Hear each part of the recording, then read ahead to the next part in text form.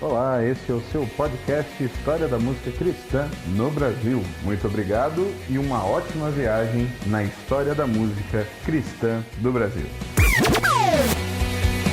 Muito bem, Fábio. Obrigadão aí pela honra aqui de ter você, pelo bate-papo. E como é que estão as coisas nesses tempos malucos? Já te inspirou alguma música aí? Já. Boa pergunta. Segunda-feira sai uma música que nasceu da quarentena. Opa! E a gente fez um movimento louco com a Sony para poder lançar em tempo recorde, assim. Geralmente um lançamento dura para ser, depois que está tudo pronto, demora pelo menos 15 dias, e a gente conseguiu fazer em uma semana tudo. A música ficou pronta na sexta passada e vai ser lançada segunda-feira. É uma música com várias pessoas. Eu acho até que eu vi o pessoal, eu esqueci o nome Isso dele. mesmo. Wesley, O Wesley, lá de Belo Horizonte, ele era do Preto no Branco, não é isso? o Diego Carter também, tem várias meninas, a Marissa, a Aquila, a Giovannina, a Raquel Miranda. Foi um trabalho muito bacana de fazer, mas um trabalheiro, assim, porque a música nasceu no contexto de quarentena e eu tinha uma outra música para lançar, eu estava na fila para ser lançada, essa aí agora em abril, mas aí eu pausei, porque eu falei, puxa, essa música tinha que sair agora.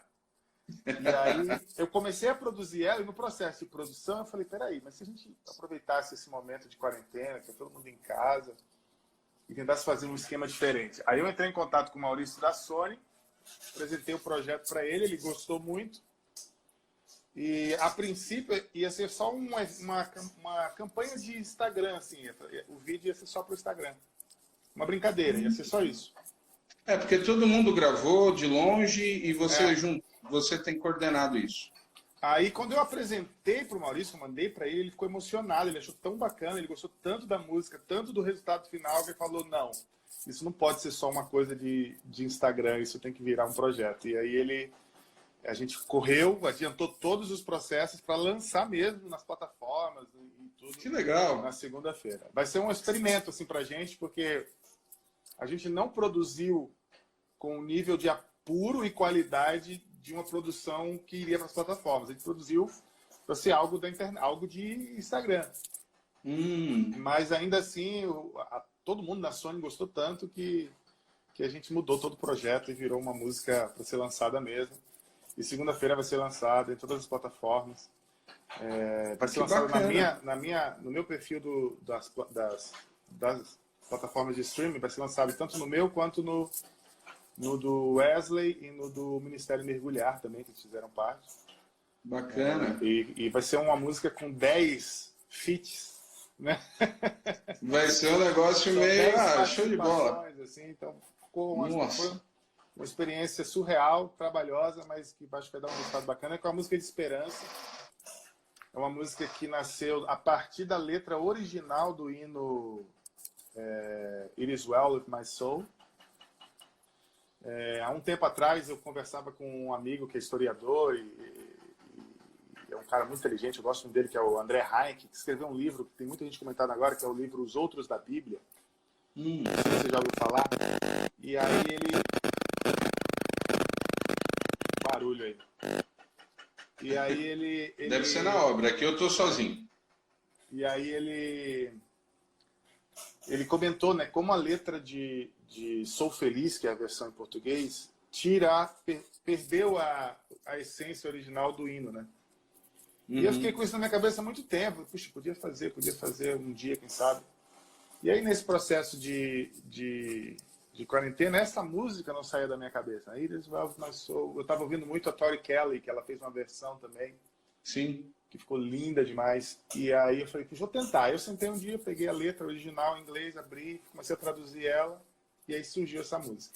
Então espero que todo mundo goste.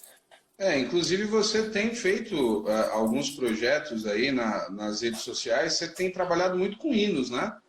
A realidade hoje é numa comunidade presbiteriana, não é isso? Isso, a gente está plantando já há 2 anos, pouco mais de 2 anos, uma igreja aqui em São Paulo, a Igreja Presbiteriana de Perdizes. Nós somos congregação da Igreja Presbiteriana de Pinheiros, que é a nossa igreja mãe. E nesse processo de plantação, a gente tem... Eu já fazia antes isso, né? Na verdade, quando eu fui convidado, também foi por causa disso. A gente queria uma igreja que fosse contemporânea, mas que dialogasse bem com a tradição. E como eu sempre gostei dessa coisa de revisitar clássicos e transformá-los de uma forma que fiquem modernos, sem necessariamente transformar eles em rock, ou sei lá... Nos anos 90 era muito comum, né? Você queria fazer algo que fosse ser moderno, ele virava rock, ou virava, sei lá, reggae, ou blues, né? Essa era a coisa mais comum que se fazia. Ou colocava um rapzinho no meio, né? Exatamente. E eu não gosto muito dessa perspectiva. Eu gosto de torná-la contemporânea sem perder a essência do que ela é, né? Show. Então, foi a partir desses projetos de releituras que eu fui convidado, e a gente tem feito isso aqui em São Paulo também. Essa canção em especial, ela não é necessariamente uma releitura do hino, porque não é outra música, é tudo diferente. Mas ela é uma releitura da letra. Ah, ok. Usou a letra. Muito bom. Você estava falando... O Maurício que você está se referindo aí, que está na Sony, era o Maurício que era diretor na Line Records ali no início dos anos 2000? Quase certeza de que sim. O Maurício, acho que foi responsável até pelo lançamento do Thales, na época. Ok. Na verdade, Soares. Na Graça, né? Graça Music. Graça Music. Isso. Maurício Soares, ele mesmo. É que você falou, eu lembrei. Ele é o diretor da Sony diretor da Sony Gospel, desde que a Sony entrou para o mercado cristão, que foi em 2010. Isso. Inclusive, esse mês, a gente está celebrando 10 anos do Sony 10 anos. Gospel. Que bacana. O primeiro contrato da Sony foi a banda Resgate, né? Ah, o Resgate lançou pela Sony, verdade. Eles tiveram. O Resgate saiu da Sony já tem um tempinho. Ou tá lançando pela Sony ainda? Eu acho que tá na Sony ainda. Eu não tenho certeza. Ainda tá na Sony? Acho que sim. Ok. Então, a ideia era nem citar muito aí a questão da crise, mas não tem jeito, né? Então, aproveitando antes da gente ir lá para as referências, como é que isso está afetando a questão? Você já comentou sobre um fruto direto que é essa música. Como é que você está vendo aí o mercado, o segmento, diante disso tudo? O mercado está sofrendo muito do ponto de vista geral. Tanto o mercado cristão quanto o mercado dito secular está sofrendo muito com a pandemia. Mais de 50% de todos os eventos no Brasil foram cancelados ou adiados. Estava vendo uma matéria, acho que na Isto É, foi na Veja essa semana, falando sobre isso, sobre todo o prejuízo financeiro para o setor de eventos e cultural como um todo, né? Então, realmente a gente está vivendo um momento complicado. Vai ter muita gente desempregada, muitos músicos, produtores, técnicos, artistas que não são de alto escalão, né, que são de intermediários ou iniciantes. Então vão sofrer bastante nessa fase. No meio cristão não vai ser diferente. Existe uma ilusão de que a maioria dos artistas cristãos vivem da música, mas isso é uma ilusão. E talvez isso seja um lado que talvez salve a maioria, porque tem outros trabalhos, vivem de outras atividades. São poucos no meio cristão que vivem só da música, né? Que tem que geram uma renda e uma produtividade que os sustente. Então, mas sem dúvida, muita gente vai sofrer e está sofrendo nessa fase de quarentena, né? Mas não tem o que fazer, tem que tentar se adaptar, confiar que vai passar na hora que tem que passar, esperar que os governos tomem as atitudes devidas. Sim. E ajudem a população, porque não tem o que fazer, né? Eu estou vendo que, de modo geral, muita gente está, inclusive, fazendo aí as lives, as músicas, as apresentações. Isso tem tornado uma constante. Você também tem feito algumas lives, né? Eu tenho feito várias. Muita gente estava fazendo live, tocando música. Eu quis fazer uma coisa diferente, né? Depois eu vi que tem um monte de gente que começou a fazer também.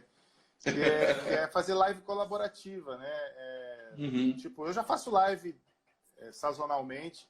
E eu falei, vou fazer a mesma coisa que todo mundo faz, não faz sentido. Então eu criei a Live Collab, que eu chamo, que eu abro a live e se tiver alguém dentro da live que queira conversar, apresentar o seu trabalho, eu abro para ele tocar e falar um pouco sobre ele.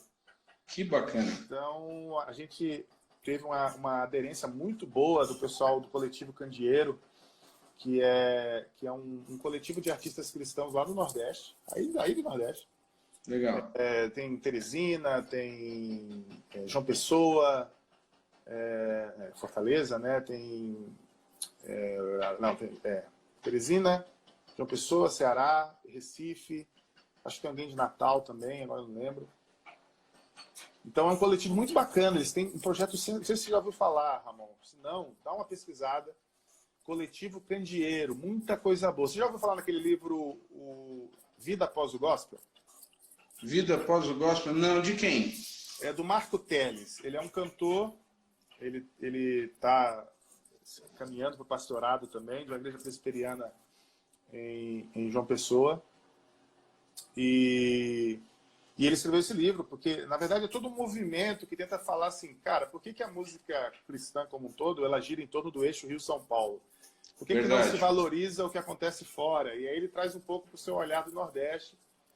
Não é só sobre isso o livro, mas ele também fala um pouco sobre isso.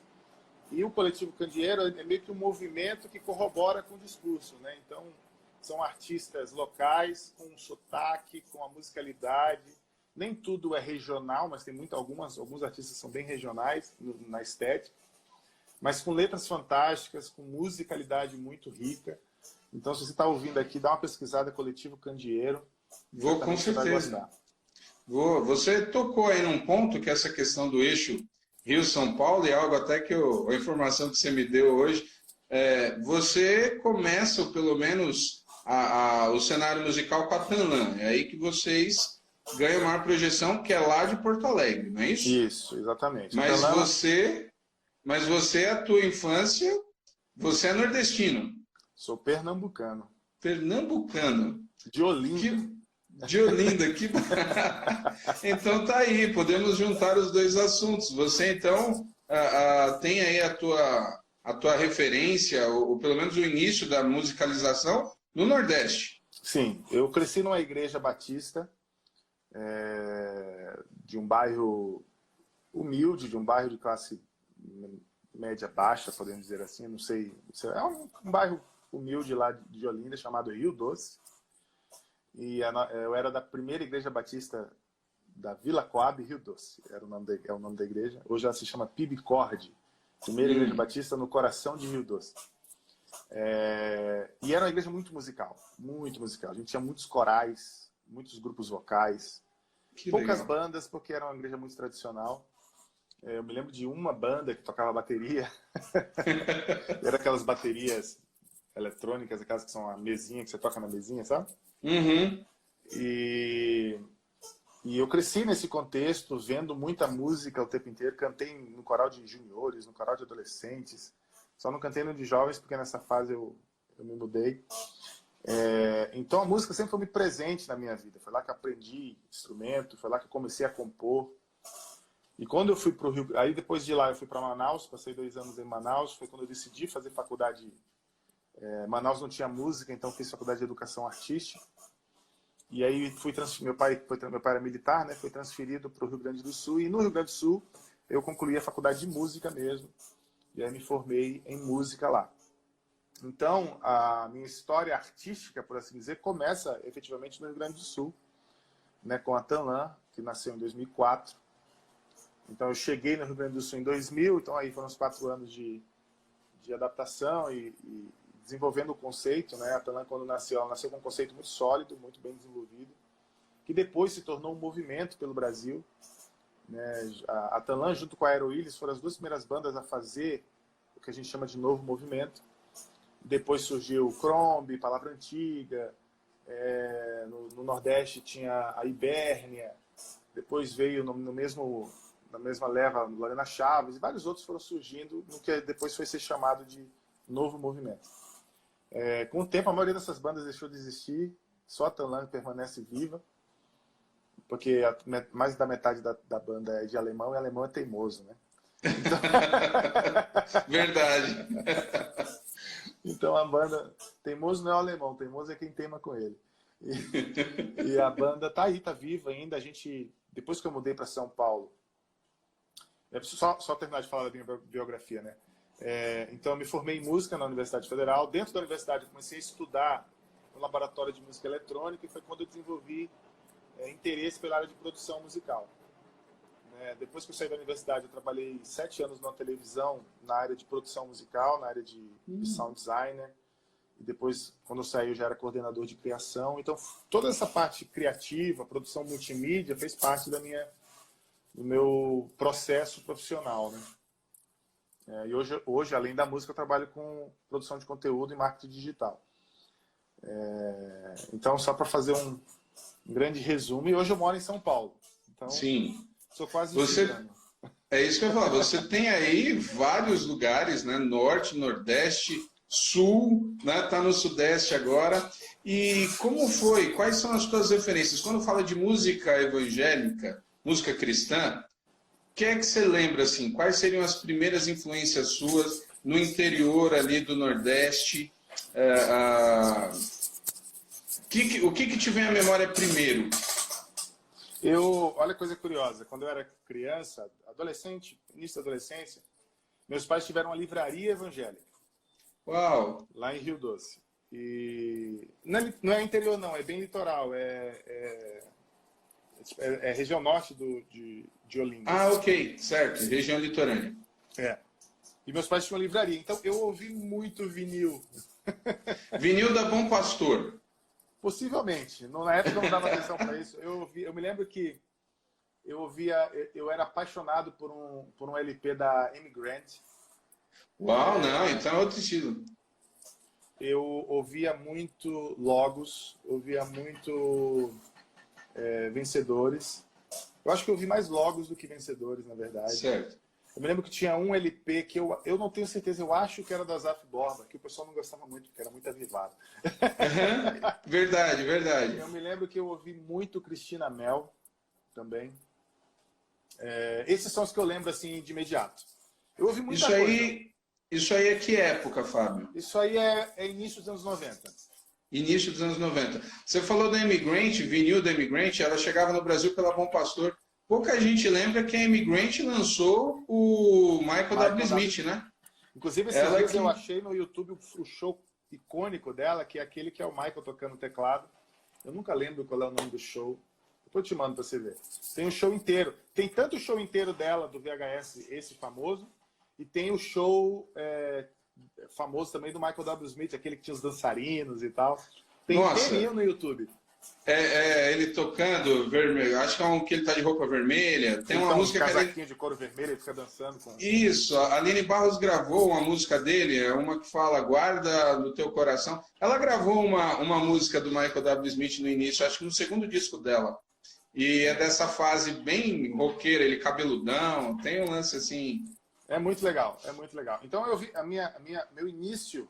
Mas nessa época eu nem era muito interessado em música, mas eu ouvia muito disso. Né? Uhum. Quando eu comecei a me interessar por música, efetivamente, aí já era já fase na adolescência, ali, 94, 95, 95.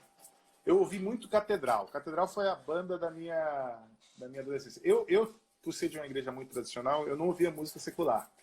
Eu não tinha referência nenhuma do que acontecia lá fora. Pra você ter uma ideia, era tão ingênuo que eu nem sabia que Catedral era cópia de Legião. Legião. Eu me lembro que olha só, a primeira vez que eu ouvi Legião, eu já ouvia Catedral há muito tempo, eu fiquei em choque. Porque era tão igual que eu falei, meu Deus, o que está acontecendo? Você vê como eu era ingênuo, né? Então, eu ouvi muito Catedral. Os primeiros shows que eu fui na vida foi da banda Catedral. Depois aí migrei para oficina e aí depois o céu era o limite, né? Eu lembro que eu ouvi muito Stryper. Você lembra de Stryper? Nossa, sim, lembro. O Stryper e suas roupas. Eu vi muito Stryper. Então, essa é o meu background musical de adolescência, né? Depois, com o surgimento da internet, eu virei um fuçador. Então, eu decidi que correr atrás do tempo perdido não valia muito a pena naquele momento, então eu não fui atrás dos clássicos. Eu comecei só a fuçar o que seria novidade. Então, até hoje, eu sou alguém que gosta de novidade. Eu não gosto de ouvir... Eu gosto de ouvir. Depois eu passei a estudar por um objeto de estudo mesmo, os clássicos, Beatles, rock anos 80, rock anos 70. Eu dei aula disso durante muito tempo. Que legal. Foi quando eu comecei a me interessar por história da música cristã brasileira, na verdade. Então, mas eu sempre gostei de novidades, sempre gostei de pesquisar. Então, na banda, dos 4, eu sempre fui aquele que não tinha as referências anos 80, todo mundo tinha as referências, eu não. Mas eu sempre trazia as referências, a gente estava em início dos anos 2000, eu trazia as referências 2010 para a galera. Isso aqui vai ser tendência, isso aqui vocês têm que ouvir, porque daqui a pouco é novidade. Então eu sempre gostei disso, de ser o cara fuçador de novidades. Ah, que bacana. Agora, você então, né, nessa tua fase, na primeira no Nordeste, você falou do Catedral. O início dos anos 90, até a metade, é onde nós vamos ter o que a gente chama aí do início do movimento gospel, da explosão gospel. Exatamente. E o Nordeste, eu sou de São Paulo, mas estou vivendo no Nordeste há 12 anos. A sensação que eu tenho é que, de fato, o Nordeste ele é muito mais influenciado pelo Rio de Janeiro, pela música do Rio de Janeiro, do que São Paulo. Então, você citou o Catedral. Pela música de São Paulo. Isso. Você hoje olhando, você tem essa sensação também? A tua referência era a Catedral, nos anos 90, e a minha em São Paulo é a Oficina. Eu vim conhecer o Catedral mais do meio dos anos 90 para o fim. E em São Paulo o Catedral vai estourar mesmo, quase naquela fase que ele vai, em 99, quase naquela fase que ele vai para a Warner. Então o Nordeste tem essa referência, você tem essa sensação também? Na fase rock go. O Nordeste, ali nos anos 90, sempre foi muito carente, né, de tudo. E então eu não tenho essa avaliação de o que era, se era Rio ou São Paulo, mas eu posso dizer sem dúvida que o que vinha da MK era mais forte. Isso. A MK tinha influência. Tinha um peso gigantesco lá. Então, Novo Som e Catedral, Aline Barros, eram, assim, não tinha erro. Marcos Góes, eu não sei que gravadora Marcos Góes era. Mas Marcos Góes, ele tinha a própria gravadora. Ele tinha, acho que era Góes Produção. Rio de Janeiro. Rio de Janeiro. Góes tocava muito lá. Então, ele começa a Vigília, né? Que é os discos dele que vão ter mais repercussão. Essa música é linda. Ele fez, tanto é que ele fez tanto sucesso que ele fez a 2, né? Nossa, isso é muito anos 90, né? Meu Bem Querer 1 e 2. Essa música é linda. É muito anos 90. E talvez Os que Confiam no Senhor, né? Cada um chama essa música de um nome diferente. Autoridade e Poder, Os que Confiam no Senhor. São músicas aí. Celebrar com júbilo, né? Que aí tem, exatamente, celebrar com júbilo ao Senhor. É verdade. E aí você tem todo esse cenário. Aí você chega em Porto Alegre. No Sul, quais eram ali, quais eram as influências, o que é que você começa a ver de diferente em Porto Alegre? No Sul é completamente diferente. Não existe um cenário gospel como existia no Nordeste e no Norte. Eu morei um tempo em Manaus também, lá também era forte. Sempre que vinha alguém de fora, lotava tudo. No Sul não. No Sul as coisas eram um pouco mais paradas. As igrejas são menores, bem menores. O poder político e local de grandes pastores não é tão forte como era no Nordeste. Eu acho que até que proporcionalmente a quantidade de evangélicos é muito menor. Então é tudo muito mais difícil no Sul, né? Talvez isso também tenha colaborado com o conceito da Tanã, né? Porque a gente queria ser uma banda diferente, uma banda que tocasse nos lugares onde as pessoas estavam.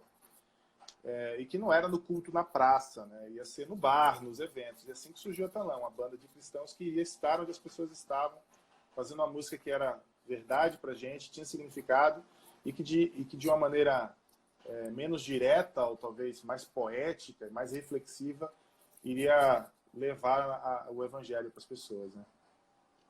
Ok. Vocês começam em 2004, é isso?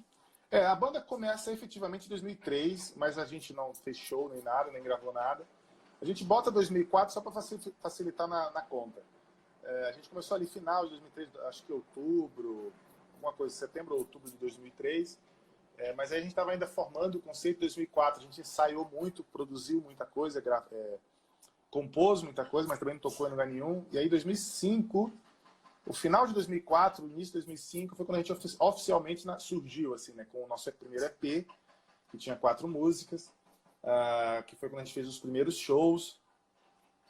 O primeiro show da Tanã foi nos 15 anos da minha irmã. E o cara contratado para fazer o vídeo achou que não era bacana e não gravou nada. Então a gente não tem nem registro disso. É mesmo? Rapaz, que coisa. E a gente tinha um outro guitarrista na banda na época, mas ele saiu. Então esse primeiro show tinha já esse outro guitarrista. Então a banda foi passando por um processo de maturação muito grande até ela realmente existir como banda. Vocês pegaram, então, 2005, certo? Vocês começam o primeiro EP. Vocês estão iniciando, então, no auge daquela questão da adoração profética.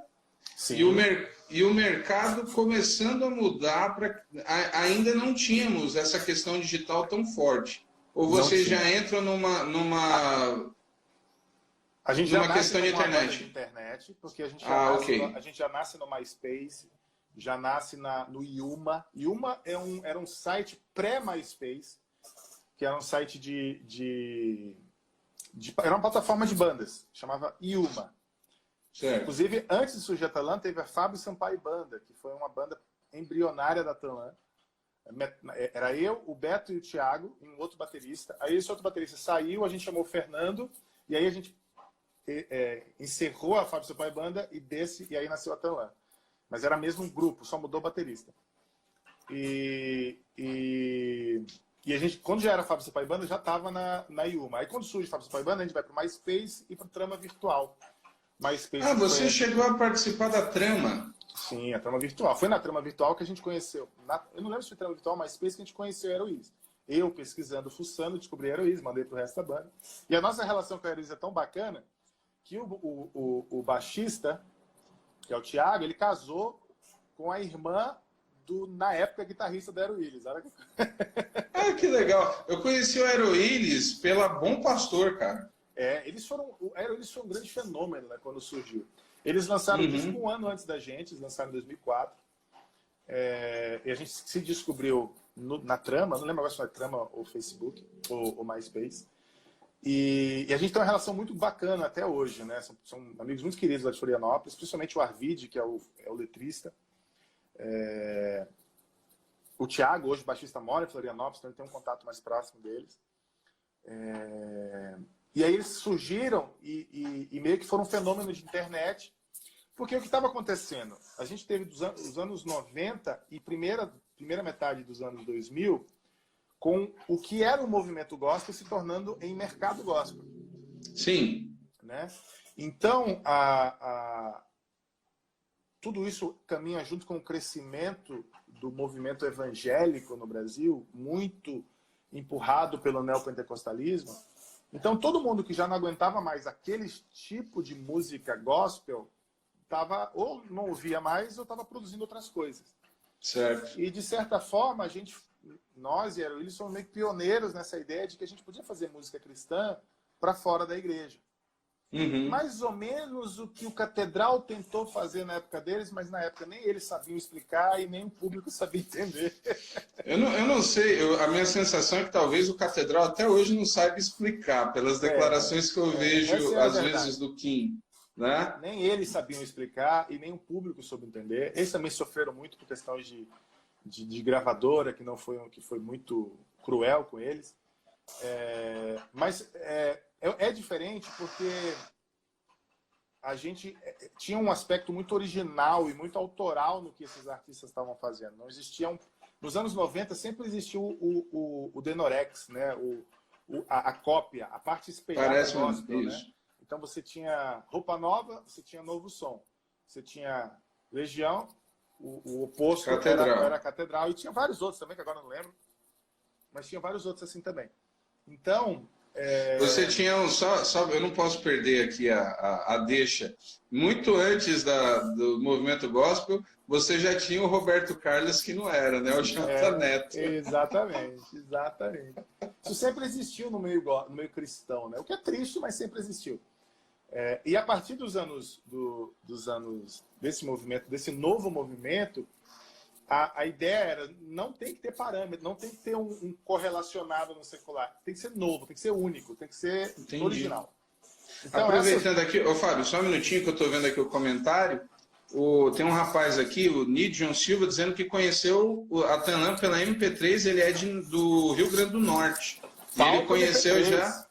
É isso aí, Palco MP3. As duas plataformas mais fortes no Brasil eram a Trama Virtual e o Palco MP3. No mundo, você falou da Trama, rapidinho, para voltar. A trama, ela surge, eu lembro da trama no início dos anos 2000, antes da questão MP3, antes da questão virtual, e a trama, ela entra, ela faz uma mudança no cenário musical secular, lança um monte de gente, né? A trama era ali dos filhos da Elis Regina, não é isso? Daquela geração. É do Boscoli, né? Isso. E aí ela faz aquela revolução, surge um monte de gente, eles entram aí no mundo virtual e de repente ela desaparece. Porque eu não sei se ela não desaparece porque ela existe até hoje, mas não mais como aquela plataforma, né? Isso. A trama ela ainda existe, ela se juntou com o estúdio Na Cena, então hoje é Trama Na Cena, aqui em São Paulo. Mas eu não sei mais qual a linha que eles têm trabalhado. Eles focaram muito nessa linha do mercado independente. A gente tem que lembrar que o mercado independente, o indie, né? Ele nasce ali no meado dos anos 90, mas no Brasil ele surge com força ali na primeira metade dos anos 2000. Então eles vieram junto com esse movimento de music e tudo isso, né? Tem que lembrar que nessa época o mercado musical estava em crise por causa do MP3. Então você baixava muito pirata. Uhum. As plataformas de bandas independentes se tornaram plataformas que ajudavam artistas que não tinham como serem conhecidos a estarem em algum lugar. E a trama ela foi muito importante nesse sentido. Pra gente, para muita gente. A gente descobriu o Aeroiris, se eu não me engano, foi na trama virtual. Eu lá fuçando, cheguei neles. Então, na história, né, nos processos, foi assim que aconteceu. Aí a Aeroiris lançou em 2004 e eles tiveram uma receptividade muito bacana, muito legal mesmo. Tanto é que eles assinaram como pastor. Eu não sei como é que foi os trâmites, se foi bom, se não foi, mas eles tiveram essa fase na Bom Pastor e eu acho que foi muito legal, porque isso que aconteceu, Tanlan e Aeroiris, abriu portas e barreiras que poucos anos depois a gente tem o surgimento de bandas que fizeram muito mais, que fizeram talvez, de certa forma, um barulho até mais alto que a gente, né? Surgiu Palavra Antiga. E o mais engraçado é que nessa época a gente não tinha os livros que a gente tem hoje. Uhum. Tipo, a literatura de Huckmacher, a literatura de Schaeffer, a literatura de até C.S. Lewis que a gente tem hoje, naquela época não era tão popular e não era tão fácil de achar. Então era um instinto nosso, o ímpeto de, poxa, alguém tem que fazer isso. Mas a gente não tinha a bibliografia. E é tão bacana que lá por 2007, 2008, a W4, eu acho que é a editora, lançou no Brasil a Viciados em Mediocridade, que é do Frank Schaeffer. Sim. E eu ganhei o livro pelo Twitter, inclusive. Eu ganhei o livro dele. Oi? O livro... Fábio? Peraí, vamos ver se... Voltou. Então eu ganhei o livro Viciados em Mediocridade e enquanto eu lia, eu falava, caraca, mas isso aqui é a gente, velho. Ele tá falando da gente, toda a teoria que ele tá trazendo aqui. O livro Cristianismo Criativo, do Steve Turner também. Então, a W4 já tinha lançado há uns anos antes um livro excelente na área de música, que é O Coração do Artista. Sim, já tinha. Fantástico esse livro. Então, essa literatura começou a fomentar outras pessoas a surgirem, né? Então, aí surge Palavra Antiga, surge Crombie e várias outras. Então, o Crombie é o vocalista, é o pastor. Ele é pastor, não é? Pastor hoje em São Paulo da Comunidade da Vila, que é a igreja presbiteriana também. Isso, ok. Ele era do Rio, acho que de Niterói, e agora ele está aqui aqui em São Paulo. Tem um trabalho, me ajuda aí, tem um chamado Som da Vila, não tem? Tem, que foi um projeto de canções congregacionais, que quem desenvolveu foi o Paulo, junto com a igreja dele, e acho que eles têm 2 discos já. Isso, tá, ok. E é assim que surgiu o novo movimento, né? Então, no Sul, as coisas sempre andavam devagar. Eu me lembro claramente de um show, mas claro, a gente chega nos anos 2000, todo o boom do mercado gospel, surgem as bandas alternativas, aí tem o boom das gravadoras seculares entrando no mercado gospel. Sim, né? Por volta de 2010, né? Que a grande transição é 2010, quando a Sony entra para o mercado gospel. Mas ao mesmo tempo a gente tem a derrocata das grandes feiras. Das gravadoras. Não, das grandes feiras, né? Que era um grande movimento de fomento disso. A Então, Expo Cristã, eu trabalhei em muitas, viu? Tudo meio que foi acontecendo ao mesmo tempo. E são ciclos, né? O mercado vai mudando, o público vai mudando, a forma de consumir a música vai mudando, a importância da rádio evangélica cai muito. Né? A rádio evangélica que fomentava isso, e por isso que tinha muita força, no caso, gravadoras como a MK. Mas quando as rádios perdem força, e hoje no Rio ela ainda tem muita força, o Rio é meio que uma ilha no meio de tudo isso. Uhum. Mas criou-se a possibilidade de artistas que eram de da periferia artística, vamos dizer assim, do mainstream, ganharem espaço, ganharem visibilidade e, às vezes, até virem para o mainstream. Né? Você tem, por exemplo, o caso da Marcela Thaís. Sim. Que era uma artista muito, muito segmentada, muito alternativa, mas que surgiu numa época, colou-se com o movimento do Escolhi Esperar, tinha tudo a ver com o que ela propagava como artista, e tudo isso caminhou junto de forma que ela saiu do underground e se tornou uma artista de primeira linha, assim, no sentido de... Você tem alguns fenômenos aí hoje que basicamente explodiram na questão... Aqui, tá vendo esse aqui que tem um coraçãozinho? Ele é o baterista da Aeroíris. Ah, ok. Pois olha, eu estava na Aliança lá quando chegou o primeiro EPzinho lá do Aeroíris. Lembro bem da novidade que foi. Na época eu trabalhava na Aliança, né, que hoje tem a Musile. E foi um achado, porque era bem naquela época que... Enfim, eu acho que hoje está tudo muito igual no que diz respeito de worship, né? Mas naquela época também a gente estava numa crise grande ali, no 2005 a 2007, você estava naquela coisa, Diante do Trono começando a mostrar que tinha perdido o fôlego, e aquela coisa, e agora? Né? O que tem? Está tudo muito igual. Você falou do Sul, eu lembrei de um detalhe. O menor público, ou o disco, né? O trabalho do Diante do Trono, que mostrou mesmo assim, ó, perderam fôlego, foi o Ainda Existe Uma Cruz, que foi gravado em Porto Alegre, inclusive. E que juntou uma multidão. Mas que foi o público. Eles já não tinham a mesma... Já estavam se repetindo bastante tempo, né? Isso, de fato, uma mudança. O primeiro disco do Diante do Trono foi um marco na história da música cristã brasileira. A música cristã brasileira tem vários marcos, né? Tem o surgimento da música, tem o surgimento de Vencedores, o surgimento do Arautos, né? Prisma. Aí tem, aí tem as comunidades, né? Isso.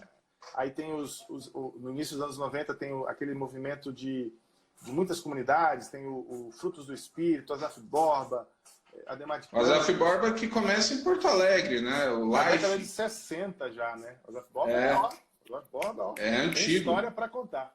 Muito. E aí, no metade dos anos 90, a gente é invadido pelo movimento Osana Music, né? Integrity Music. Sim. Assim, invadido de assalto, aquilo ali era impressionante de ver, era uma coisa linda. E era bom, né? É isso, assim, é um negócio de material... Bom Pastor é responsável, né? Bom Pastor que trouxe para o Brasil. E era engraçado porque chegou no Brasil em 94, 95, e a maioria dos vídeos era de final dos anos 80, né? A gente percebeu. Eu lembro. Com ombreira. Eu acho que talvez quem mais fez sucesso disso no Brasil foi o Ron Kenoly, né? Ron Kenoly. E eu lembro de conhecer. Eu lembro de conhecer o Lift Him Up, que virou o Exaltai ali em São Paulo. E realmente, afinal, acho que é de 89 ou 90. 89, é. E visualmente, aquela galera com as ombreiras, os penteados armados, os ternos. E eu falo assim, nossa, e era assim, excelente.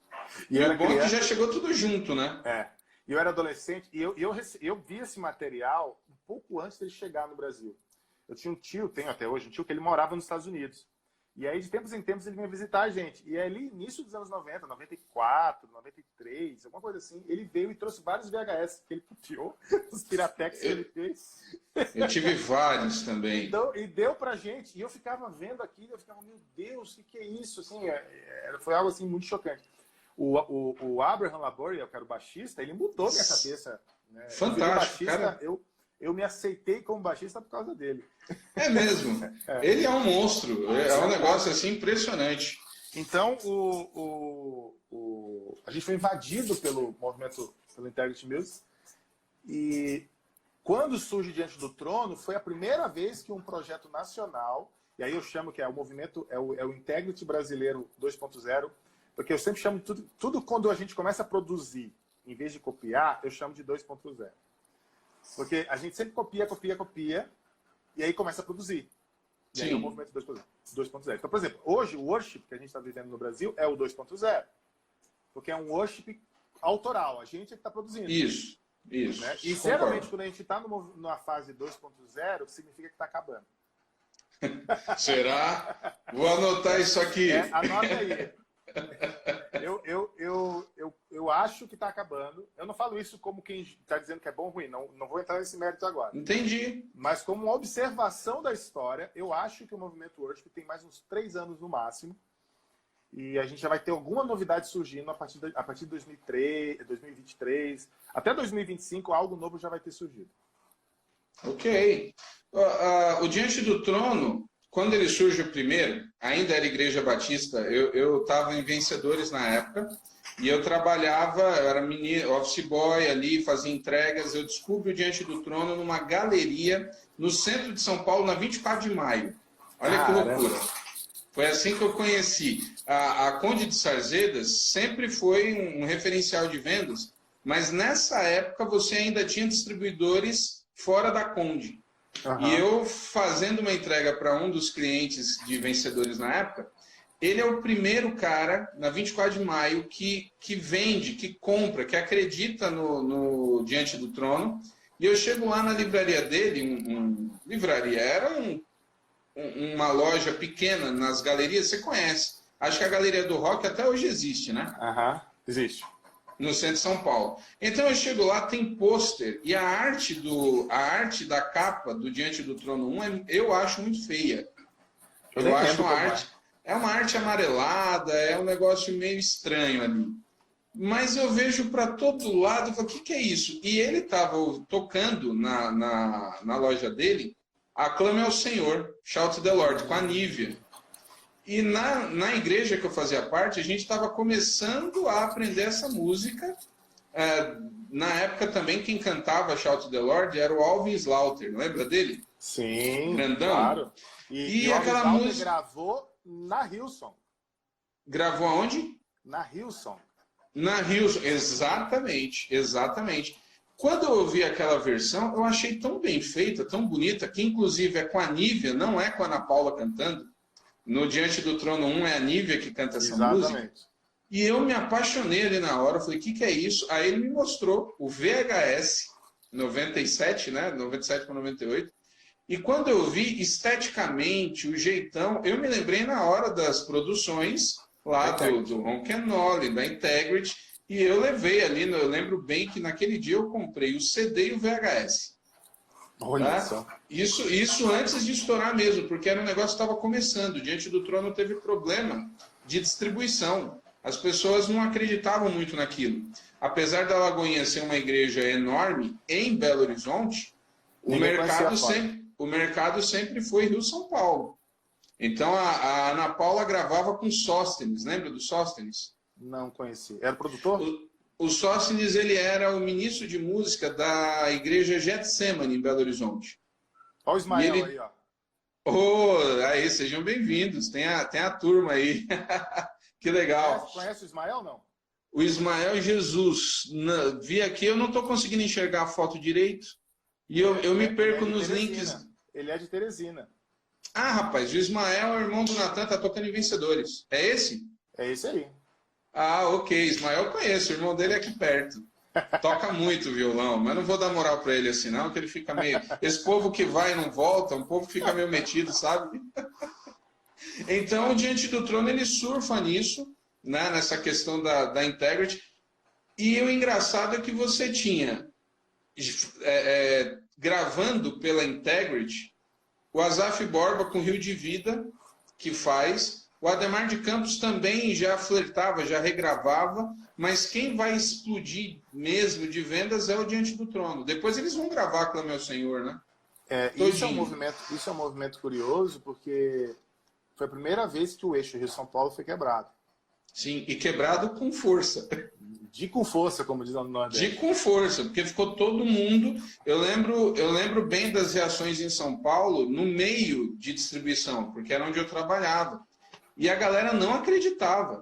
O pessoal dizia, olha, isso aí não vai para frente, não vai. E ali a gente já começou a perceber, antes da questão da internet, o mercado mudando, porque o Diante do Trono também não teve apoio de rádio. Foi um negócio muito boca a boca. Eu me lembro que eu estava em Manaus nessa época e a primeira vez que eu ouvi, eu fiquei impressionado. Porque a gente já fazia muita versão muita tentativa de soar Hosanna Music nos anos 90, mas era tudo muito ruim. Se você pegar a gravação de Battle is the Lord, do Ron Kenoly, e a primeira versão feita no Brasil, que foi da Nazareno, se eu não me engano, e botar uma do lado da outra, a diferença de qualidade é gigantesca. Mas quando você ouve o primeiro do Diante do Trono, nossa, estava muito perto da qualidade. Entendeu? E você tinha em São Paulo... Eu não sei se você conheceu. Você conheceu os trabalhos da Bíblica da Paz? Sim, claro. Também então, a qualidade era muito fraca também. Exatamente. A Bíblica da Paz tinha uma questão. Eles gravavam tudo, basicamente, mas o vocal, a diferença era grande. Agora, tem um negócio muito bacana que saiu da Bíblica da Paz. Aliás, os discos eu tenho, né, até hoje, enfim, tem o seu valor histórico, mas o Templo Soul vai surgir na Bíblica da Paz, né? Então, a galera... Eu nunca fui muito do soul. O movimento soul sempre eu fiquei meio à margem dele, assim, eu não conheço mais nada. Eu só lembro da Kadosh. Kadosh é a raiz, Kadosh é a raiz. O Templo Soul vale a pena, os caras mandam muito bem, mas surgem lá na Bíblica da Paz. Mas, de fato, você tem razão, a qualidade era diferente, o Diante do Trono, ele... É o que eu falei, quando eu escutei a Nívia cantando Aclame ao Senhor, eu falei, o que é isso? E eles vão... eles gravam o Shout the Lord, eles vão gravar um que eu gostava muito, que era o Shalom Jerusalém, que eu também era apaixonado, eu gosto muito do Paul Wilbur. O Wilbur. Eu peguei uma live dele esses dias aqui, né? É mesmo? Não foi Paul Wilbur, foi Paul Baloche que eu peguei. O Paul Baloche, ele tá mais ligado... Ele tem participação na Vineyard também, não tem? Não sei. Ou é só Integrity? A Vineyard é um negócio mais complexo, né? Eu não sei nem como é que tá a Integrity hoje. Se ela ainda está produzindo, eu não sei como é que está o percurso deles atual. Eu sei que muita coisa mudou, né? Eu lembro, vou aproveitar a tua presença, até eu esqueci, alguém colocou aí que você é uma enciclopédia, e eu queria entender, eu acompanhei isso como, eu vou usar a expressão, como fã. Então eu consumia. Eu nunca entendi o que era Integrity e o que era Hosanna. Hosanna Music, Integrity Music. Eu sei que elas eram ligadas, mas eu nunca entendi direito o que é o que ali. Se eu não me engano, não vou te dar essa informação com precisão, mas a Integrity é a gravadora. Integrity é a empresa. E a Hosanna era o projeto, aquele projeto de canções congregacionais, naquela estética e tudo mais. Então Hosanna é o movimento ali. Porque, de fato, as capas eram todas iguais. Por exemplo, né? Uhum. Você tinha Bob Fitts, você tinha o Ron Kenoly, Paul Wilbur. Eu lembro que eu ficava alucinado vendo o Ron Kenoly, porque ele tinha lá uns 20 backs. Cada um desses backs tinha um disco, tinha um trabalho solo. Falou, cara, o que é isso? Todo mundo na banda era de um nível assim... assustador, surreal, né? Assustador. O Don Moen também, o Don Moen participava de tudo ali, o Don Moen vai fazer as cantatas, né? Exatamente. Então, eu não tenho sempre... Isso é uma coisa que a gente tem que pesquisar, o que difere o quê. Mas se eu não me engano, tem outro cara que manja muito disso, seria bacana de chamar um dia para fazer com ele, que é o Renato Marinoni. Ele também ele pesquisa muito história da música cristã e ele também tem muito conteúdo. É capaz de ele está na IBNU. Ele está na IBNU, não é isso? Inclusive, ele começou uma plantação de uma igreja agora como pastor. Isso, ele sai da IBNU. Ok. Boa dica. Ele é um cara bacana. Inclusive, nosso tempo deve estar acabando, porque já são quase meio-dia. Eu estou vendo aqui, pois vamos marcar outras conversas, é muito gostoso. Quando surge Diante do Trono, a gente tem a quebra do eixo Rio-São Paulo, E isso gera vários movimentos. Com o surgimento diante do trono, a linguagem da música cristã congregacional muda também, porque a gente passa a ter mais líderes femininas no louvor, nas igrejas. A estética de liderança, de ministração, até a linguagem ministração se torna mais popular. Grupos de louvor, grupos de louvor passam a assumir a nomenclatura ministério de louvor, que antes não era essa a nomenclatura na maioria das igrejas. Então, foi muito importante no sentido histórico e de rompimento, né, da linha do que vem acontecendo. E depois que surge diante do trono, surgem dezenas de ministérios seguindo a mesma linha, a mesma lógica, a mesma estética. Muitos surgindo em Belo Horizonte, surgindo ali em Minas, que é a turma da adoração profética. Exatamente. O movimento da adoração profética vem com muita força. E, ao mesmo tempo que isso chega no Brasil, em 98, que foi quando o Diante do Trono gravou o primeiro disco, no mundo, ou na Europa e Estados Unidos, já acontecia o movimento do Modern Worship. Então, assim, enquanto o Brasil ainda estava zoando demais e fazendo salsa, trio de metais no louvor, já tinha virado. Já tinha virado a chave lá, já era Modern Worship. O teclado agora, era mais o instrumento principal, agora era a guitarra. Então, vamos ver se você concorda com a maneira como eu enxergo. Eu vou ser muito sincero, e talvez aí seja a idade e o fato de eu estar aqui no Nordeste, interior, já há um certo tempo. A diferença do worship hoje, no Brasil, para o movimento de adoração profética, no início e meio dos anos 2000, a sensação que eu tenho é que é basicamente uma diferença técnica. Porque em termos de estilo, de letra, eu não vejo tanta diferença. Tecnicamente, eu não discuto. Eu acho que o worship hoje, a qualidade das produções, a qualidade técnica, é um negócio assim absurdo, de um modo geral na música. Né? Eu vejo que a qualidade hoje é fantástica.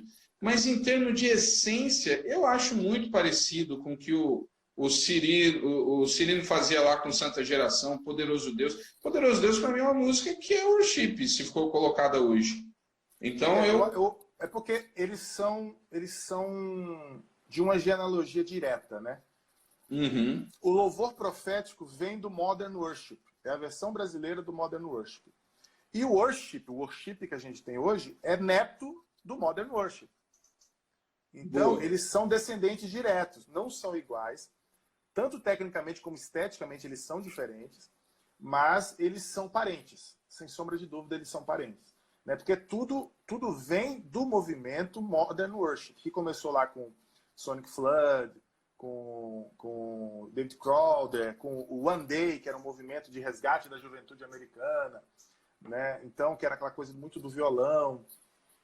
Então é um movimento que, sem sombra de dúvida, talvez seja o que mais durou na música cristã brasileira, como influência externa, porque eles começam em 94, 95 nos Estados Unidos e na Europa, chega no Brasil 2002, 2003 com louvor profético, Cantarei Teu Amor para Sempre é o grande hino desse movimento, né? E é pai, sem sombra de dúvidas, é pai dessa geração toda de worship que veio depois. E é engraçado, você tem 2002, até hoje, isso é na minha opinião, o melhor trabalho do Michael Smith é o Worship, o Vermelho. Que foi quando ele virou a chave também, né? Exato, ele é de 2002. Pessoal, só uma coisa, fantástico. Se cair vai cair daqui a pouco quero fazer um convite aqui, ó. Vai cair daqui a pouco o Instagram, por causa que vai dar 1 hora. Se o Ramon quiser, a gente pode migrar para o meu e a gente continuar a conversa lá. E todo mundo está convidado aí para o meu Instagram. Inclusive, aproveitando aí, né, o pessoal segue aí o História da Música, porque é um dos objetivos aqui, ele ainda está começando. Eu vou colocar essa conversa no Facebook. A página do Face tem bem mais alcance, tá bom? Vamos lá, prossegue. Então, esse disco do Michael Smith foi o disco da virada de chave dele, né? Porque ele era do pop. Sempre foi música pop que ele fazia. E aí ele saiu do pop e foi para o congregacional. Essa virada de chave dele foi muito, muito interessante. Eu me lembro que eu acho que ele lançou um disco antes, que era uma coisa mais de estúdio, uma coisa mais... Não sei se foi antes ou depois, agora eu estou em dúvida. Mas o worship foi uma grande virada dele e influenciou muito. Porque ele tornou popular de novo, né, o que era o Modern Worship, trouxe com força aquele movimento. Aí, ele cantou muitas músicas que a Vineyard trouxe para o Brasil, das versões. Exatamente. Ele gravou ali. Ele fez 2 volumes, né? 1 e o 2, o Capa Vermelha e o Capa Azul. Exatamente. E influenciou outras bandas. Eu lembro com uma banda que eu gostava muito na época, a banda Salvador. Gravou também Worship, fazendo versões excepcionais. Eu acho que o Jars of Clay também tem um trabalho nessa linha. Eram bandas... O Jazz eu não sei se foi para esse caminho, não lembro deles terem ido por esse caminho. Mas eles fizeram DVD mais ou menos nessa época também. Exatamente, mas saiu. Mas não era nada congregacional. O Petra fez o Petra Praise, mas é anterior. É anterior. É anterior, isso. No Brasil, quem faz isso é o Resgate. O Resgate faz o Praise, né, no início dos anos 2000, mas não é de versões, né, mas é uma mudada legal também no estilo do Resgate ali. Eu acho que esses movimentos, eles sempre... O Brasil ele é muito esponja nesse sentido, para o bem ou para o mal, né? Toda novidade que chega, ele absorve, e ele passa um bom tempo absorvendo e copiando até que ele começa a produzir. Então a gente copiou ali dos primeiros 5 anos, depois a gente começou a produzir. Aí surge Filhos do Homem, surge várias outras bandas nacionais que fazem o pop rock adoração, como ficou conhecido no Brasil. Isso! Que era o Modern Worship Tupiniquim, né? E que foi pai do worship que a gente tem hoje. Do worship. Então porque com o surgimento do Modern Worship, o worship vem no advento da Jesus Culture, Bethel Music e Hillsong United, que também virou uma chave, porque antes era esteticamente muito parecido com a Zena Music. Então, veja como a Darlene, ela participava de produções também assim. Exatamente. Então, esses movimentos de mudança, eles sempre aconteceram, sempre vão acontecer. O único detalhe que me chama a atenção é que no Brasil, o worship como estética, desde o pop rock adoração, ele tem durado muito tempo. Então, assim, em geral, durava 5 anos, 6, 7 anos, e aí já tinha outra coisa que ficava mudando. A gente está, há pelo menos desde 2010, sem mudanças, com uma estética predominante no mercado cristão e na música como um todo. Só trocando os grupos, mas o estilo de fato é o mesmo. Então, eu acho que a gente está já numa saturação, e quando satura, a gente sempre tem um movimento de rompimento, né? Um movimento de tensão. E eu acho que está para agora, 2002, 2003. Gente, a gente estava falando sobre a história da música cristã no Brasil, sobre as transições dos movimentos. A gente estava falando agora sobre o louvor profético, que foi a versão brasileira do Modern Worship, né? E que é o pai do que hoje a gente chama de worship, né? Como é que foi a tua percepção disso, Ramon? Então, nesses últimos anos, eu tenho agora a percepção não de quem está trabalhando, ou que trabalhou no meio, mas agora daquele que está consumindo, do pastor da igreja, e de repente, até como eu estou no Nordeste, a gente começa a ver essa questão mesmo através das músicas para serem cantadas na própria igreja, tá? E aí eu comecei a identificar muita versão, agora diminuindo as versões, mas todas nas fases. Eu brincava com o pessoal do louvor aqui, no início dos anos 2000 você teve a fase que tudo era água, chuva, né? Você tinha lá todo mundo. Agora a gente está na fase que tudo é casa. E eu fiquei tentando entender de fato o que tem acontecido. E a gente comentou, e a percepção que eu tenho é que a gente vive uma época, uma qualidade técnica impressionante. Eu fico impressionado com as produções. Eu fico vendo os vídeos aí que saem no YouTube. Eu falo, gente, eu fico feliz de ver. Porque a música evangélica, no início dos anos 90, ela era meio assim, renegada pela qualidade, né? A música evangélica sempre teve um pouco de punk rock nesse sentido, né? Você não sabe mesmo como fazer, mas você vai lá e faz. Então, as gravações sempre foram muito ruins, no início dos anos 90, principalmente. Não porque a pessoa não sabia fazer, mas porque era caro, era difícil ter equipamento, isso era muito complicado. E aí, no final dos anos 90, a gente já estava a economia estava diferente, tudo mais, então já tinha condições de comprar equipamento. Tudo está envolvido, né? A parte econômica também faz toda a diferença. Então, hoje, se você for falar friamente, tecnicamente, a música cristã não perde para nada, para ninguém. Exatamente. Ela ainda, em alguns níveis, ela é superior até. Sim, você até comentou que não é muito do soul, mas a sensação que eu tenho, olhando, eu gosto, eu sou eclético, eu acompanho um pouco. A sensação que eu tenho é que a questão black soul rap, a música cristã, ela assumiu a dianteira, ela tem uma qualidade hoje muito maior. Você tem pouca gente fazendo isso, até secularmente, né? E hoje eu acredito, inclusive no meio do rap também no Brasil.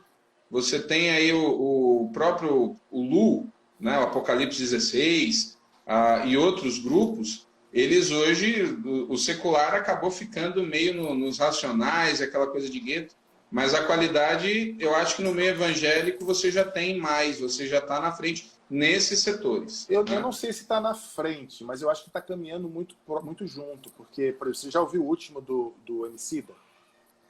Do Emicida já. Cara, tá sensacional aquele disco. Então, Eu ouvi. Eu acho que o termo correto não seria nem se está na frente ou atrás, mas eu acho que está caminhando tecnicamente muito próximo. Isso. Às vezes passa um pouquinho, às vezes desce, mas assim, ó, tecnicamente a gente não deve nada no sentido. Claro que na música cristã não é só técnica que importa. A essência, o que é cantado faz toda a diferença. E o que é cantado depende muito daquilo que se crê. Então aí a gente entra no outro aspecto, que é o aspecto teológico. O tipo de igreja que mais cresceu no Brasil é um tipo de igreja que gera um tipo de público evangélico que consome um tipo de música. Então, Concordo. toda vez que você parar para pensar e dizer, não, porque a música gospel é ruim, porque o que mais se toca é ruim, no seu ponto de vista, você tem que lembrar que aquilo que mais se toca é aquilo que é mais ouvido, que é o que é mais consumido. Então, isso está diretamente relacionado com o tipo de público. A culpa jamais será do mercado nesse nível, será do público. Né? O que o público quer ouvir, o mercado disponibiliza. Se o público quisesse ouvir poesia diz um poeta aí importante, Luiz de Camões, seria isso que estaria tocando nas rádios. Então, isso tem que entender. Engraçado que você falou disso, e eu acho que a gente podia colocar o Diante do Trono, de certa maneira, ele quebra um pouco essa questão no meio cristão.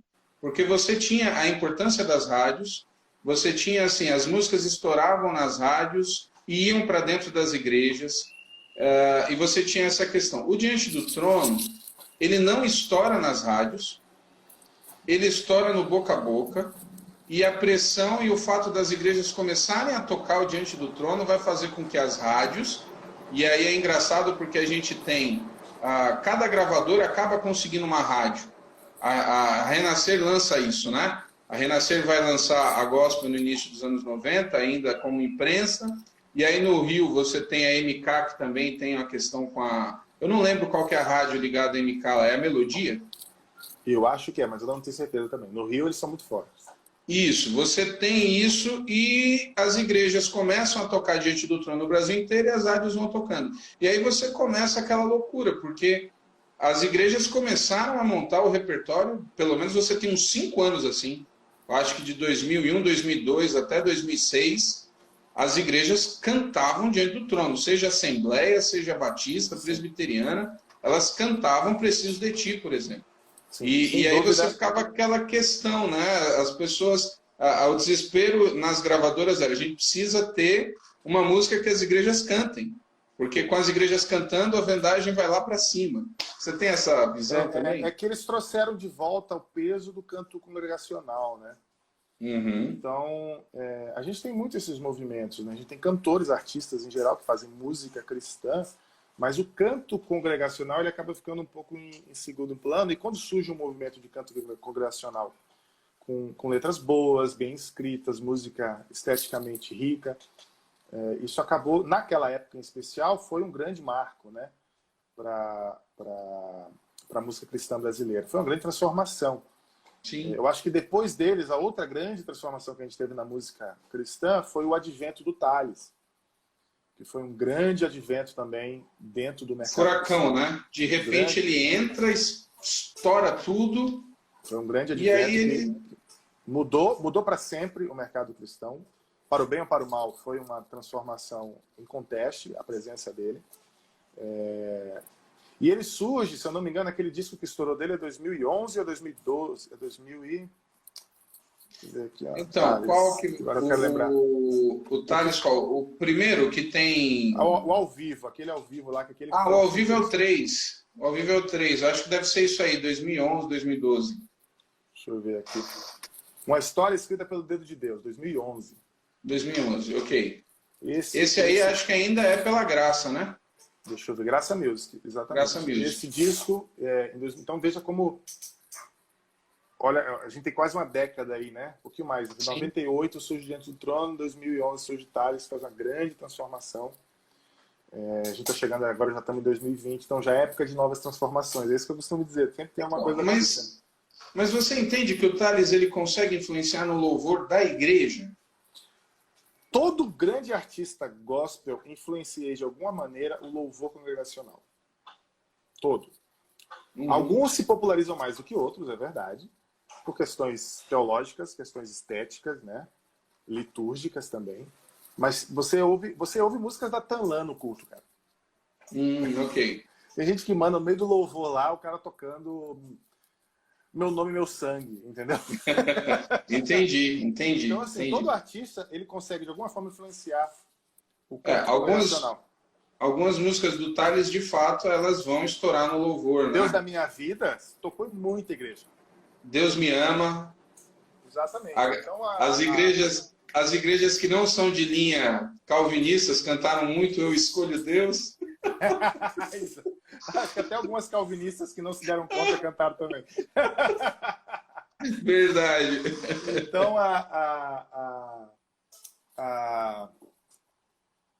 o Thales foi um grande movimento, foi uma grande influência também. Apesar de que foi um meteoro, né? Assim como ele veio, ele foi. Né? Infelizmente, ele não conseguiu se sustentar. E o fato dele não ter conseguido se sustentar gerou um outro fenômeno, que foi a pulverização dos artistas. Porque ele era um artista quase unânime. Entendeu? Quando ele disse aquela frase que ele era acima da média, muita gente se ofendeu, mas foi verdade. Ele foi o único popstar gospel brasileiro, foi ele. O cara que tinha 3 shows no mesmo dia em estados do Brasil diferentes, foi ele. Entendeu? Então, ele já pega o mercado, pega o mercado preparado para isso, né? Ele pegou no auge do mercado do contexto econômico brasileiro, ele surgiu num momento que fez todo sentido. E foi uma revolução, mas da mesma forma que chegou, foi embora. E foi embora no momento, assim como ele surgiu no auge econômico brasileiro, ele sumiu na grande crise. Ok. Tudo caminhou junto, né? Então, o fato de ter a grande crise econômica, que foi ali, acho que foi 2012, 2013, agora não lembro exatamente quando é que foi, que surgiu, isso. Ela, ao mesmo tempo que ela fez corroborou, né, contribuiu para o sumiço do Thales, ela contribuiu para a pulverização dos artistas. Então, depois que o Thales sumiu, nunca mais houve um artista unânime. Curioso isso. Ele sumiu, ele acho que foi o que, 14, 2015. Você já tem alguns anos. Inclusive, 2014, possivelmente. Você viu agora esse último trabalho dele aí, que é o Saudade? Eu não vi. Eu sei que ele lançou, mas eu não fui ouvir. Tecnicamente é espetacular. Eu fiquei impressionado. Não tenho dúvidas que da técnica, porque hoje não tem como errar tecnicamente. Você tem que fazer força para fazer mal feito o negócio hoje. É verdade. A qualidade é impressionante. A qualidade principalmente um cara de um alto nível artístico como o dele. Então, depois do surgimento e sumiço do Thales, que agora ele está voltando, nunca mais a gente teve um artista unânime. Né? Então, eu me lembro que eu tive algumas conversas com o Maurício Soares, né? Será que vai surgir um novo Thales? Quando é que vai ter um novo... Algo próximo disso, se é que a gente pode dizer, foi o advento do preto no branco. Ok. Né? Que dentro do contexto de streaming, do contexto de música digital, se tornou o grande como é que chama? Pato dos ovos de ouro do mercado, né? Porque Sony, o preto no branco é o quê? O preto no branco é um projeto pensado, planejado, desenvolvido pela Sony Music junto com a Balaio Music, que é o Balaio, ok. Lá de Minas. Lá de Minas, que é do Alex. Então, foi um projeto mesmo. Vamos apostar nesse projeto, vamos ver, veio gente para investir no projeto. E deu muito certo. Eles conseguiram entrar numa polêmica grande agora, recentemente, e o meio evangélico ele é meio melindroso, né? Não sei como é que eles vão sair dessa pós-polêmica. Eu achei muito audacioso ali. Quando eu vi, eu falei, o pessoal tá corajoso. Foi bem audacioso.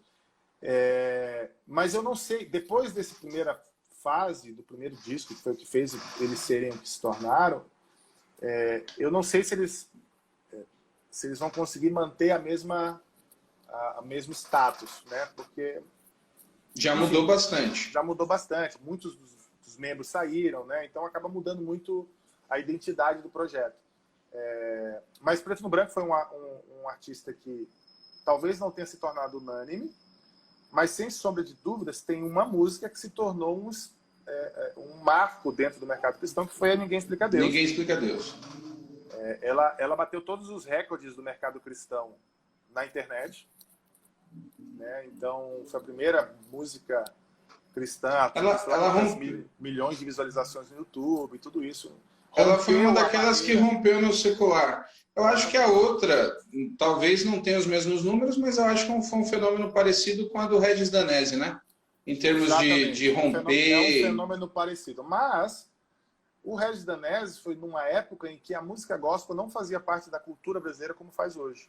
Exatamente. Na verdade, ele até entra nesse processo. O Regis Danese tem sido o embrião desse processo, né? Na verdade, quem começou com isso foi a Aline Barros. Eu ia comentar contigo, eu sempre quando escrevo e falo sobre isso, eu brinco e digo que a primeira popstar evangélica é a Aline Barros ainda nos anos 90, ali, quando ela surge na Xuxa, né? Exatamente. E a Aline Barros tem uma facilidade de se reinventar ou de surgir das cinzas absurda. Exatamente. Não, ela é uma artista incrível mesmo, nesse sentido. E ela... Mas aí quando você tem o evento, né? O evento Entra na Minha Casa, é a primeira vez que a música gospel se torna meme popular, se torna... Sim. Né, se torna música da rua, música das pessoas, da população.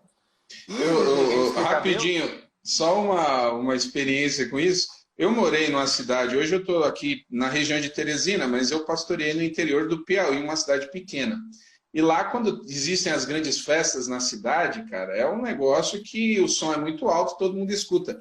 Cansei de ver situações em que era a noite inteira lá de festa, forró para todo lado, e os caras terminavam o evento tocando Entra na Minha Casa. Eu ficava, gente, como é que pode um negócio desse? Rolando ali, forró a noite toda, terminava com essa. É que a música gospel, ela se tornou popularmente na cultura brasileira um momento de salto transcendental, entendeu? É como a quarta-feira de cinzas do carnaval. Ok. Você faz o que quer, mas escuta um gospel que tá bom. Que dá uma lavadinha, que dá uma limpadinha, que purifica e a vida que segue. Então, o gospel hoje, na cultura brasileira, é isso. É um salto transcendental pro cara que quer ter quer se limpar, né? Quer se lavar, quer ter bons fluidos, né? Então hoje a música gospel é isso. E o Big Brother deixou isso bem claro para todos nós. Esse aspecto da música gospel na cultura brasileira. Verdade. Então, aí eu não estou entrando no mérito se isso é bom ou ruim. Certo, tá? ok. Isso é uma observação dos fatos. A música gospel virou isso na cultura brasileira. Se isso é bom ou ruim, aí o tempo dirá, a história que vai dizer. Então a gente tem a virada do milênio, né, dos anos 90 para os anos 2000. Essa virada traz com muita força a grande transformação digital. Então o MP3 se torna a ferramenta de divulgação musical, os mercados entram em declínio. E foram 10 anos aí de uma crise forte, até que chega o mercado de streaming, que traz de volta a força das gravadoras, né? E, ao mesmo tempo, possibilita que todo tipo de artista, iniciante, intermediário e consolidado, tenha uma plataforma de se divulgar, né? De uma maneira um pouco mais democrática do que era antigamente. Ele iguala mais as coisas, né? Iguala, existem dois lados. Iguala porque todos estão na mesma plataforma. Mas tem a visibilidade que é diferente. Mas a visibilidade é um problema. Por quê? Porque se você é independente, pega a sua música, contrata uma agregadora para botar lá, ela vai pegar o seu disco, o seu single que você tiver e vai jogar em 500 mil de músicas lá. Para alguém te achar, é difícil. É difícil. Com uma gravadora no processo, a história é diferente. Ela vai pegar você, vai colocar numa playlist. Não são dinâmicas diferentes que fazem diferença no final. Né? Agora, sem dúvida, o advento das plataformas democratiza um pouco mais a possibilidade de você, como artista, ser percebido, né? Você não precisa, o seu CD, você não precisa que seu CD chegue em algum lugar. Ele já está para o mundo todo ali disponível. Então, isso é muito bom. Entendi. Então, sem dúvida, a gente ainda vive o movimento worship, que é descendente do movimento pop rock adoração, que é descendente do modern worship, que surgiu em meados dos anos 90. Mas a gente já vive o worship 2.0, como eu gosto de dizer. Com as criações. Porque é um worship nacional agora. A produção é local, a gente tem muita coisa autoral. Você pode questionar, mas esteticamente é igual ao gringo. Mas sempre foi assim. A gente produz algo que a gente consumiu durante muito tempo. A gente passou 10 anos ouvindo worship, ouvindo o United, o Bethel, ouvindo Jesus Culture. Então é natural que essa geração que está produzindo agora produza algo muito similar. Entretanto, quando a gente chega nesse momento do 2.0, em geral é momento de transição. Vai surgir algo novo, eu espero que isso aconteça. E a minha aposta são 2 movimentos. Ou a gente vai para um caminho mais eletrônico, de beats, mais pop ainda, né? De beats eletrônicos, de muita produção tecnológica. Ou a gente vai para o sentido oposto, que é uma volta à simplicidade. Eu tenho visto um pouco disso no Nordeste, principalmente no pessoal que está fazendo o coletivo Candeeiro, uma volta ao violão, a música do pé de ouvido, a música reflexiva, menos pirotecnia. E eu acredito que possa ser uma tendência. Quando você pensa até em épocas de crise, que é o que a gente está vivendo, o simples geralmente é o que ganha mais espaço.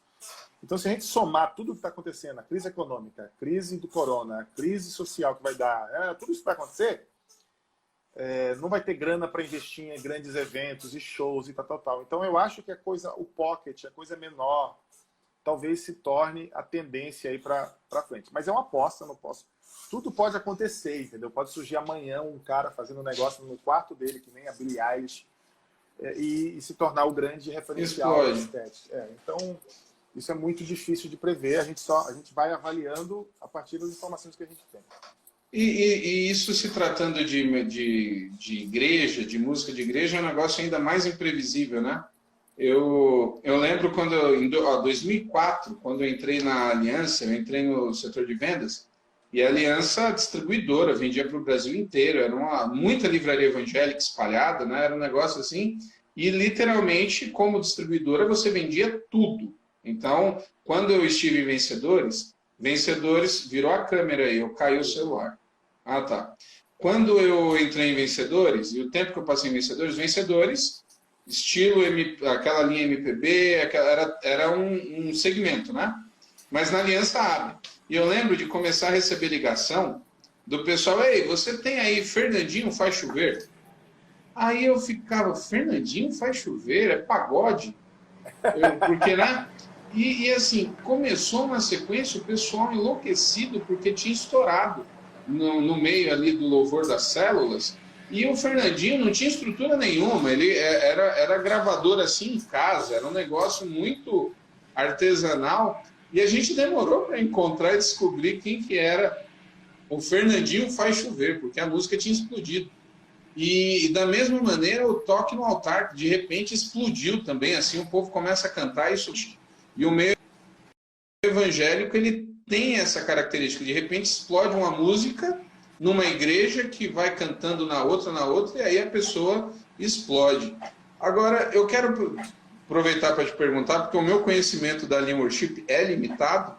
A sensação que eu tenho também é diferente dos outros momentos que nós tivemos, onde sempre teve um grande nome liderando, capitaneando o movimento. O Diante do Trono foi quase que único, né? Eu não consigo identificar nesse meio worship o grande nome, quem traz a tendência ou quem está à frente. A sensação que eu tenho é que é muita gente ao mesmo tempo. A gente pode dizer que é uma característica, muita gente ao mesmo tempo. Lembra que eu falei que depois do Tales ninguém mais se tornou unânime? Isso faz parte do fenômeno. Todos são muito parecidos e ninguém se destacou mais do que ninguém. Tem um ou outro que tem um destaque maior, mas não tem um unânime, não tem um que esteja capitaneando. O que existe, de certa forma, e isso eu não tenho dados para afirmar com certeza, mas o que a gente observa é que, por exemplo, existem produtores que se destacam como os principais produtores do segmento. Ah, ok. Então, por exemplo, no segmento worship tem o Ananiel, que é um produtor que se tornou um grande referencial estético para isso. Quem quer fazer algo que soe muito bem nessa estética worship, tem que procurar o produtor Ananiel. Então, são esses movimentos novos que estão acontecendo que tem transformado o mercado de uma forma muito contundente, né? A gente não sabe, quando a gente fala que não sabe o que vai vir de novidade, é por causa disso. A coisa está tão pulverizada, não tem um cara que é a referência, que você não sabe para onde vai. Agora, por exemplo, quando você pega artistas que se destacam no meio da multidão, você tem uma Priscila Alcântara, por exemplo, que ela é uma artista que tem uma história midiática forte, que dá uma base de fandom para ela muito bom. E quando ela surge como artista, ela também aposta por um caminho não tão ortodoxo. O que dá para ela um status de uma artista de tendência, de que criar... Talvez ela não se torne a tendência esteticamente, mas a transgressão que ela promove, fazendo uma música que não é convencional, pode gerar uma tendência de transgressão, das pessoas querendo produzir coisas diferentes. Então, okay. A minha expectativa, na verdade, é essa, que a música dela, como algo fora realmente fora da curva, tanto tecnicamente quanto esteticamente, gere esse movimento de produções diferentes. Essa é a minha expectativa. Entendi. Certo. E a única ressalva aí, pensando agora, está no meio, não mais no meio musical como um todo, pensando no meio congregacional agora, de igreja. A Priscila não tem alcance nesse universo. Dificilmente a igreja vai cantar Priscila, entendeu? Uhum. Então, pensando nesse meio agora congregacional, você consegue ver aí ou quem poderia estar começando a capitanear algo novo? Olha, no movimento, na estrada reformada, você tem Projeto Sola, que tem sido uma grande referência de música, não necessariamente congregacional, mas acaba muita gente adaptando e transformando em música congregacional. Sim, porque um dos problemas, quando a gente pensa na questão congregacional, claro que a letra e a teologia tem que estar lá, mas você também tem que pensar numa questão, vou usar a expressão assim, que a igreja consiga cantar. E esse é um problema, às vezes, com o Projeto Sola. O negócio não é tão simples para cantar na igreja. Eu ouvi um cara falando uma coisa que eu achei bacana. Na verdade, a igreja consegue cantar qualquer tipo de música. Você acha? Só que você precisa de um processo de aprendizado, processo de desenvolvimento nesse sentido. Ela consegue cantar qualquer tipo de música. Só que a gente se acostuma a simplificar. Com a estética. Entendi. A gente se acostuma a simplificar. Ó, o Michael está sugerindo aqui que a banda Morada também é uma referência. Eu conheço pouco deles, sei que eles existem, eu não conheço muito o repertório, sei que algumas igrejas cantam, mas eu não diria que seria uma referência. Talvez localmente seja, mas não sei se nacionalmente. Porque hoje realmente está tudo muito pulverizado. Então, assim, a gente tem Morada tem Projeto Sola, a gente tem, deixa eu pensar aqui, muito do worship tem virado congregacional, né? Tem tido um revival dos clássicos dos anos 80 e 90 também. Bastante. O Eli Soares capitaneou isso aí e muitos já surgiram, né? Por que eu digo que a igreja canta qualquer coisa? Porque você vai ouvir muita música dos anos 80 e 90 que hoje, se fosse feita hoje, você diria que não é congregacional. Porque ela não é tão simples, ela não é tão fácil. Harmonicamente, melodicamente. Então, nesse sentido, eu acho que a igreja aprende a cantar qualquer coisa. Então, agora, claro, não dá para ser um negócio em 7x9, não dá para ser aquelas coisas tão quebradas que realmente fica muito complexo, né? Certo. Mas dá para ser menos pobre do que tem sido. Então, eu acho que nesse sentido, a gente tem muito o que evoluir esteticamente, tecnicamente. Tem muita coisa boa surgindo. Todo dia surge alguém produzindo alguma coisa interessante, algo que pode se tornar viral ou comunicacional. A gente só tem que estar disposto a pesquisar e ouvir. Na época dos MySpaces da vida, as pessoas pesquisavam muito. Hoje, com os streamings, você tem a possibilidade de pesquisar e descobrir muita coisa. Então, você só tem que ter a disponibilidade de querer fazer isso. Então, quando alguém fala, porque a música cristã só tem coisa ruim, a minha resposta é você que é preguiçoso de procurar. Porque tem muita coisa boa. Muita gente boa mesmo, verdade. Muita coisa boa. Você que tem que aprender a procurar.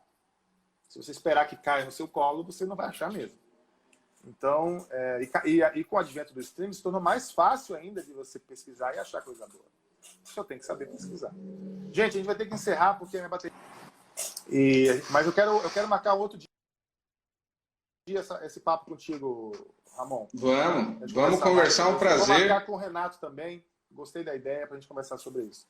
Show de bola. E tá aí, bom, sigam o pessoal aí teus seguidores. Tá aí, História da Música.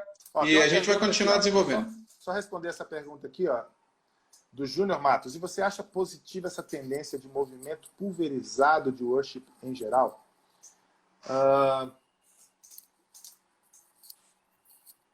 Eu não sei se a palavra é positiva, mas eu acho rico a possibilidade de que as comunidades produzam as suas músicas.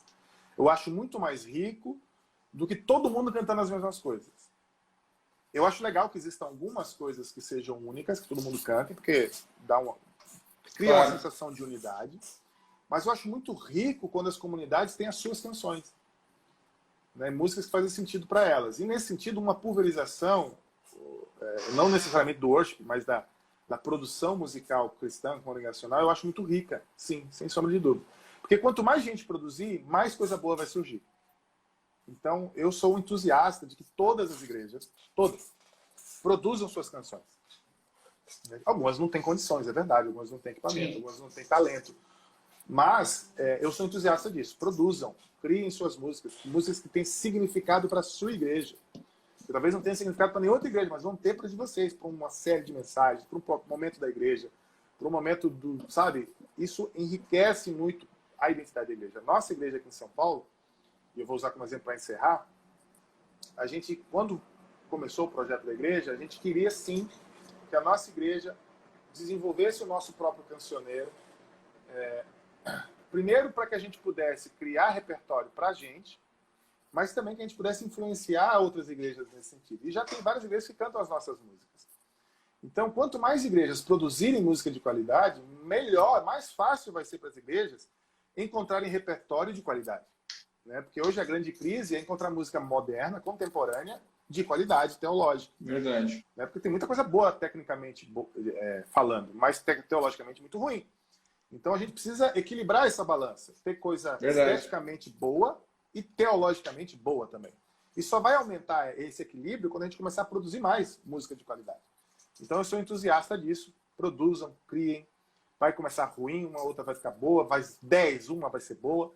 Então é assim que a gente vai fazendo, até que a gente cria um repertório realmente de coisas boas. Show de bola, show de bola. Pessoal? Muito bom. Vou marcar um papo aqui. O próximo eu vou fazer com o Renato, depois eu volto a fazer contigo, Ramon. Tamo junto. Faz com ele antes de mim. Beleza, obrigadão aí, cara. Valeu, um abraço para todo mundo. Deus abençoe a todos. Valeu. E até mais.